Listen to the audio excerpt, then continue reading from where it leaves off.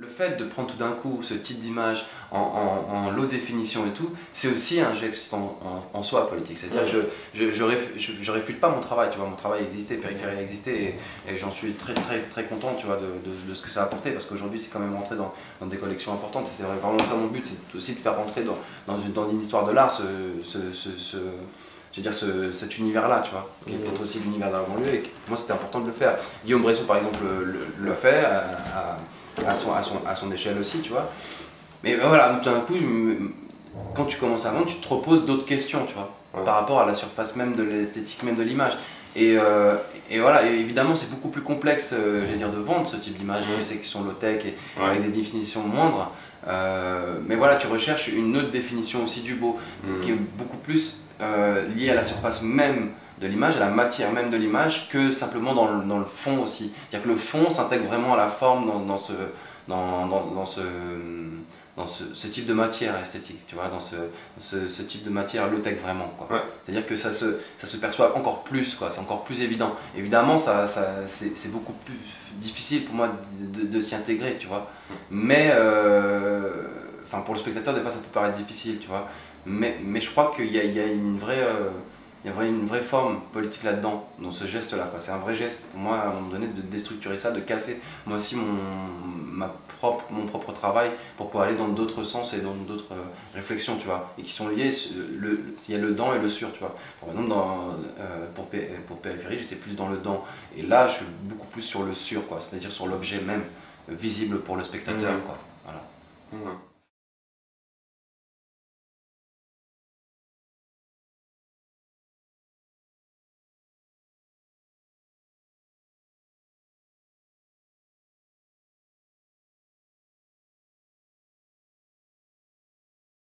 Pour moi, elles ont enfin, je cherche aussi une autre forme du beau, tu vois, mais qui est liée à une écriture peut-être plus juste par rapport à ce que je vois dans le politique, tu vois, en général, tu vois. Moi, c'est ça aussi que je cherche. Et c'est pas parce que les images sont belles qu'elles n'ont pas une forte évocation politique, tu vois. Moi, je pense que pour aussi intégrer aussi le spectateur, c'est important de pouvoir créer un dialogue avec l'autre parce que évidemment on est plusieurs, c'est-à-dire que il y a la production, il y a l'œuvre en soi, il y a le spectateur, tu vois, il y a l'artiste, il y a l'œuvre et il y a le spectateur.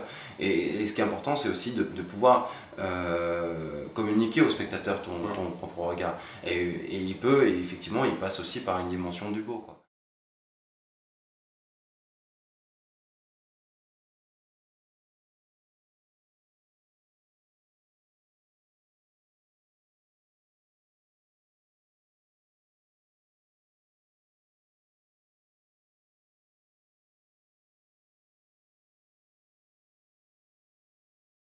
Ouais, je crois que c'est le faux parfois peut permettre d'atteindre d'être plus juste, voilà. En termes, j'aime pas parler de vérité en soi, mais j'aime parler de justesse. C'est-à-dire qu'on peut effectivement ouais, voilà, passer par une forme qui est pas du mensonge, mais de la mise en scène, pour arriver à avoir un discours peut-être plus juste par rapport à ce qu'on a envie de dire ou ce qu'on a envie de raconter au travers soit des deux films, tu vois, par exemple dans Légende, c'est vraiment ça, c'est-à-dire qu'il y a une idée, il y a une sensation, il y a une impression des choses, et effectivement, si je restais simplement sur l'aspect, il fallait simplement leur donner la caméra et filmer ce qui se passait, on aurait eu, je sais pas, 30 minutes de Marlboro et de Légende, tu vois. Ce qui m'intéresse aussi, c'est les arrêts ou c'est les rapports entre les choses et les gens. Donc ça se construit, ça aussi, ça se pense, ça se construit. Donc évidemment, il y a le rapport au réel constamment, mais j'aime bien déformer le réel pour arriver à construire j'allais dire, pas un discours, tu vois, mais quelque chose qui se tient dans le temps. Voilà.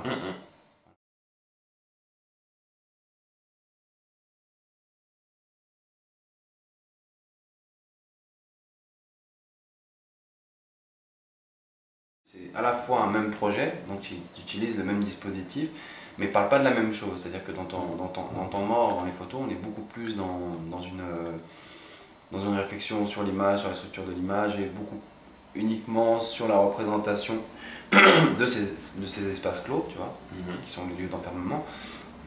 Et dans le film, on est beaucoup plus dans un rapport entre deux individus, l'un qui envoie des images, et on est beaucoup plus dans une sorte de correspondance, voilà, c'est plus juste, on est beaucoup plus dans une correspondance, et dans les séries photos, on est beaucoup plus dans un questionnement par rapport à des espaces qui sont clos, quoi, uniquement. Et comment les images arrivent à sortir et à avoir une certaine forme, et comment tu arrives ensuite à leur redonner une forme dans un espace d'exposition, quel qu'il soit, tu vois. Ouais. Donc vraiment, il y avait ça, et c'est deux choses pour moi qui sont quand même assez différentes, même si le titre en soi, c'est un titre générique pour les deux pièces.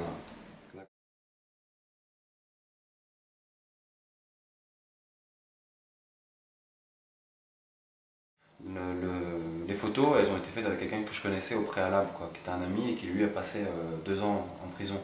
Et effectivement, pour moi, le lien, moi je me situe par rapport à un lien humain, c'est-à-dire que voilà, c'est un ami et donc on va construire un projet avec ce biais-là. Donc je vis pas à sa détention, je suis pas dans la prison, mais d'une certaine manière, c'est comme si lui, il échappait tout d'un coup à une réalité que moi je vis, dans un temps particulier, et lui vivait une autre réalité, et qu'il fallait rendre compte peut-être aussi de ce deuxième temps qui était le sien, en parallèle du mien, tu vois.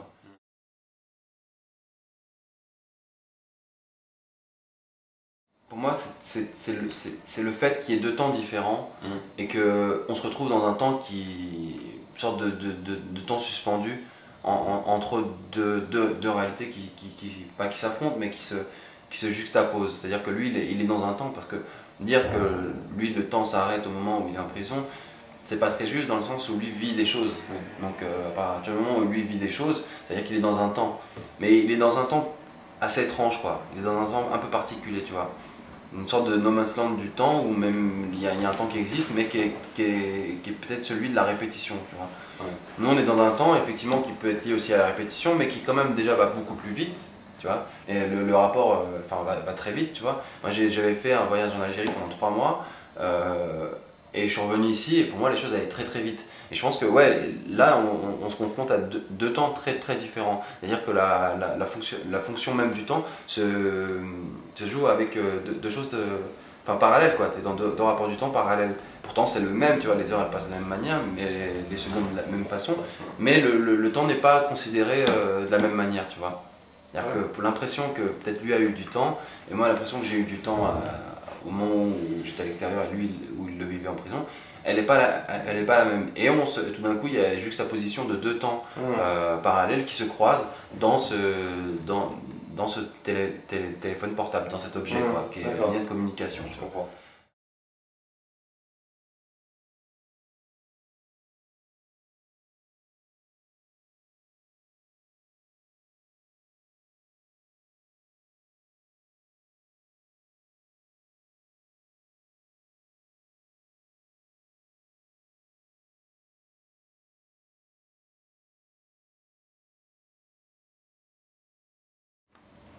J'ai plus réussi dans les jambes.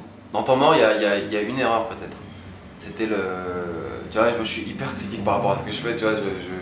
C'est-à-dire qu'à la fin, je trouve que enfin, ça se voit pas trop, mais quand même, il y a le truc qui passe un peu, qui vire un peu de. Un truc un peu genre. Un peu démago, mais légèrement. Heureusement, enfin, j'aurais pu aller encore plus, mais j'ai réussi à couper assez vite le film pour que ça aille pas dans ce sens-là. Donc ça, c'était cool, quoi. Donc c'est peut-être le petite chose qui moi me gêne un peu dans le film. Voilà. Mais en soi, le début, pour moi, enfin, l'histoire du texte et de l'image, ça fonctionne assez bien, c'est assez juste par cette relation-là, comme ça. Mais en même temps, à un moment donné, moi j'avais plus de nouvelles de lui, donc j'ai construit le film seul, quoi. Ouais. Donc peut-être, il y a certaines personnes qui sont touchées par ça aussi, le fait qu'il parle et qu'il donne son impression. Je trouve on rentre trop là-dedans. Pour les gens, pour moi, il est beaucoup plus juste, parce qu'il a aucune dimension d'apitoyer, c'est-à-dire qu'on n'apprend rien sur les vendeurs, on n'apprend rien sur leur situation de vie sociale ou machin, s'ils gagnent de l'argent ou pas, quoi. Mais on sait une chose, c'est qu'ils sont en relation directe avec le monde et que leur seul lien, c'est un lien économique. Donc pour le coup, je pense que dans Légende, ouais, j'ai annulé tout ce qui était lié à la dimension de l'ordre de la pitié, quoi. Pour moi, c'est pour ça qu'il est plus juste.